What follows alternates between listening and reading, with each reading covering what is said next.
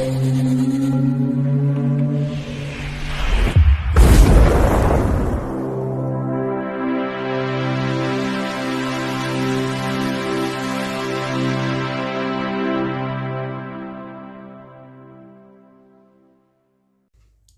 Bayek, it's me, Ian.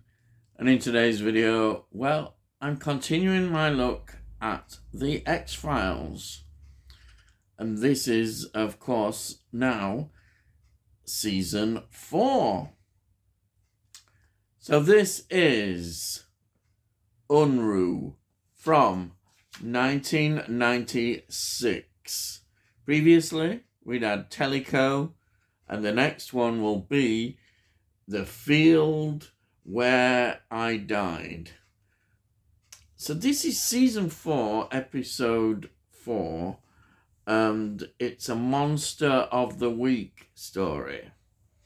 It was transmitted on the 11th of October 1996 on Fox, and on the 19th of January 1997 on Sky, and on the 17th of September 1997 on BBC One.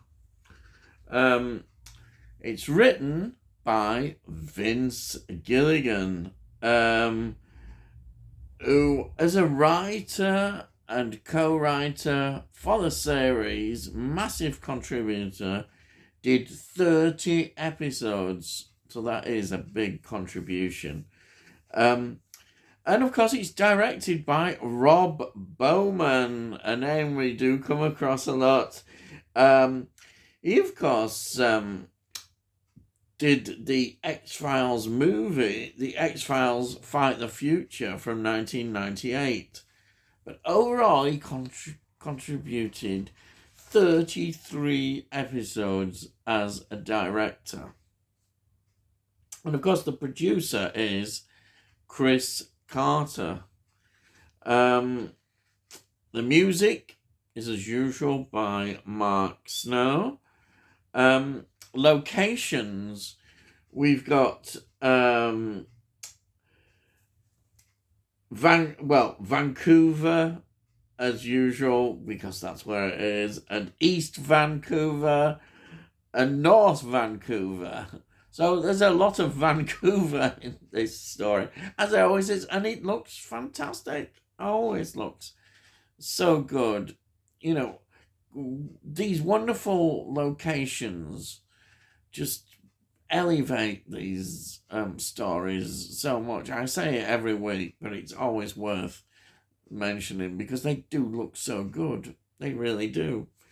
Right, so let's get into the cast. We've got David Duchovny, who plays Mulder. We've got Gillian Anderson playing Scully.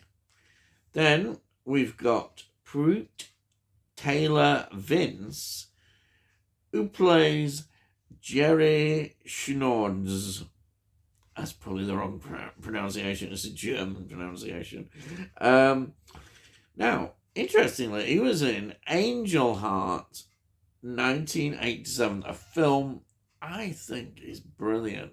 And I honestly believe it's a film that should get a lot more publicity. I've never heard that much about it. And it is absolutely a brilliant film. It really is. Maybe people don't like Mickey Rourke in it, who plays the detective, but I'm wandering off that. But I love this film. That's why I mention it. It needs more publicity, The Angel Heart. And then it was in Red Heat, 1988, and Mississippi Burning, 1988. Mississippi Burning, fantastic film. Jacob's Ladder, 1990, that always comes up at various points. JFK, what can you say about that? Epic film, 1991, and a brilliant one. Natural Born Killers, 1994, cult classic, I'd say. The Cell, again, another one, sci-fi, 2000, Jennifer Lopez, I know, but it's a very good film.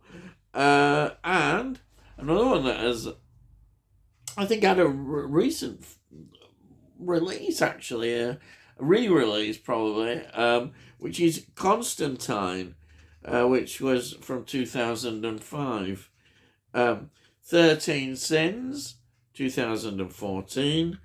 The Devil's Candy, 2017.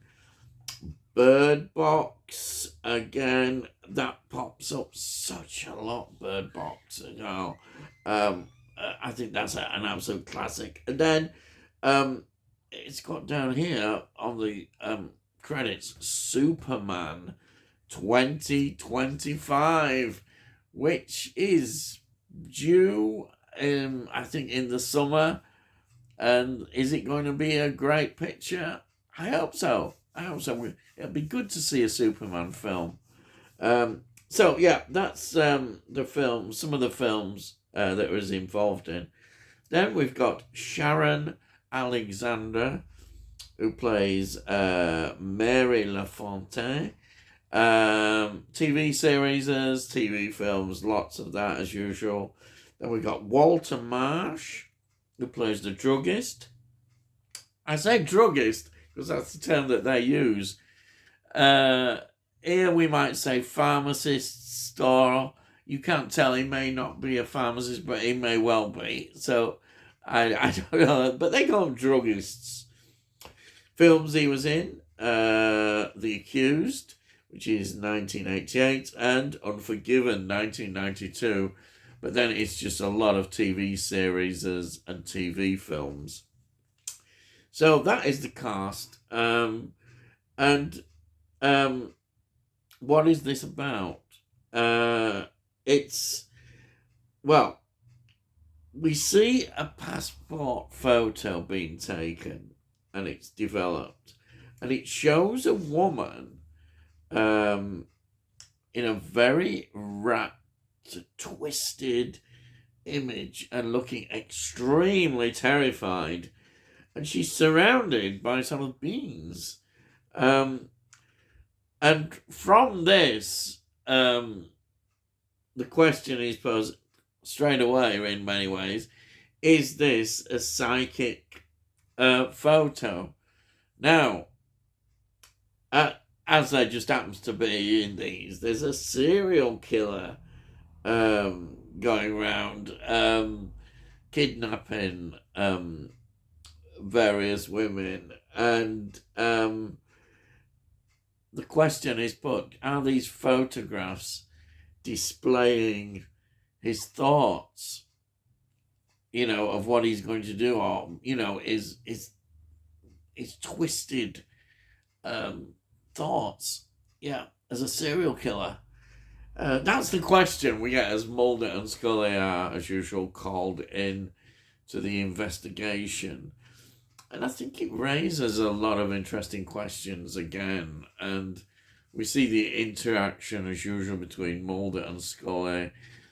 And the more you see this, the more reassuring it is to see how they're just going about, for all the trauma that happens to them.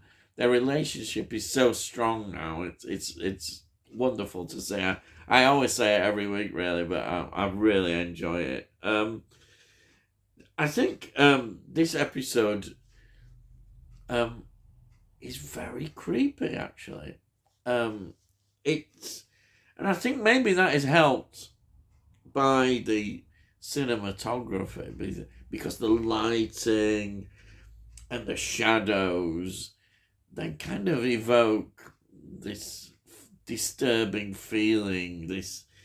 Things are not quite right. There's a horror element definitely there, and that just makes this episode, I think, even better. It's a great script, great acting. It's all put together well, and it's asking those questions about our perceptions, as usual, and it is displayed in the photograph. And there is, I copied this down because it's quite an interesting moment when you see Scully doing a sort of report. And this is what she says, and I thought this is quite interesting. She says, as we see on screen as she's reading this out, for truly to pursue monsters, we must understand them. We must venture into their minds. Only in doing so do we risk letting them venture into ours. I thought that is fantastic. And that kind of sums up these investigators who are looking into serial killers and getting into their minds. What is their minds? Millennium, which is a brilliant series. Sadly, it only did 3 seasons with Lance Henriksen. In many ways, looks at that aspect. The investigator getting into the minds of the serial killers.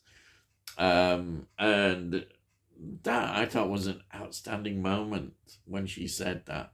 And you feel that is just spot on. It just evokes what they're involved in. You know, when they got these cases with these kind of evil people, and to get inside their minds, is it going to affect them?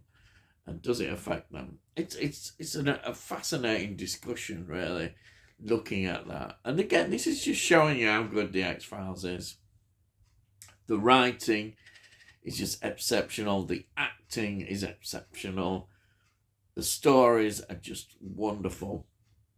I know we do get some weaker stories, but a majority of them at this stage in the X-Files are at high quality. And you can't argue with that, I don't think, because it's all there.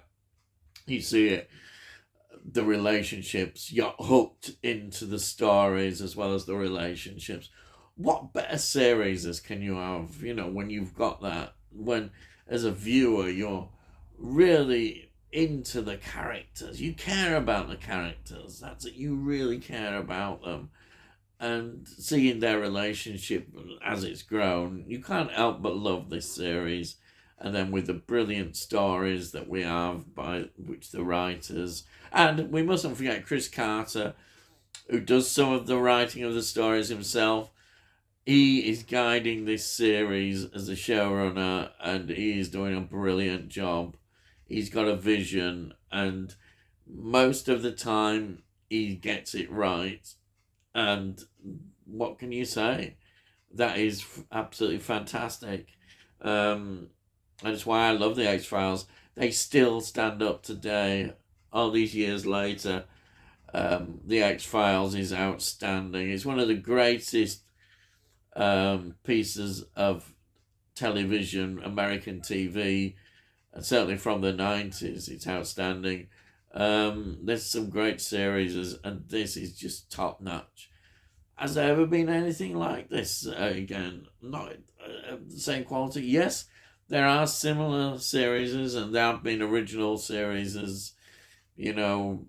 Lost, for instance, stands out, that you would think of. Fringe, they were outstanding series, but this X-Files, absolutely brilliant. And so I think that it's enduring, and it's made me really appreciate this series even more as I've been reviewing it from week to week. Totally absorbed and enjoying it. I'm so glad to be revisiting it. It just shows to me how good. The memory hasn't cheated at all. It is a really great series, and I love it. Anyhow, I think that I've been doing a bit of preaching there, and I've had to stop there. But as generally as you see, I like it a lot. And as usual, just before I go, I just show you. There it is, the season 4, the small contained box set within The bigger box sets. Yes, these go slot into the big box with them all in. Fantastic. And that's it. Yes. So, if you're new to the channel, please subscribe. And then you can look back if you in the playlists. And on the playlists, you'll see that I've reviewed all the episodes of X-Files so far up to this point. So have a look there. You might find some that you really enjoy. But I do a lot more than this. I do a lot of film reviews, other TV shows, sometimes a bit of music. But a lot of it is all retro-based. Collecting as well. I love looking at collecting. Just generally. And yeah, that's how hopefully you might find something you like. And also, if you do like this particular video, please give the video a like. If you give it a like, it gets it out to YouTube so other people might enjoy it. And if you've got any comments as well, please put your comments down. I love to read them and I'll always answer them. It's all good for this channel, as I said. Just interact and give it a like. Fantastic. And that's it. I've gone on far too long. And all I've got to say is, I'll see thee again.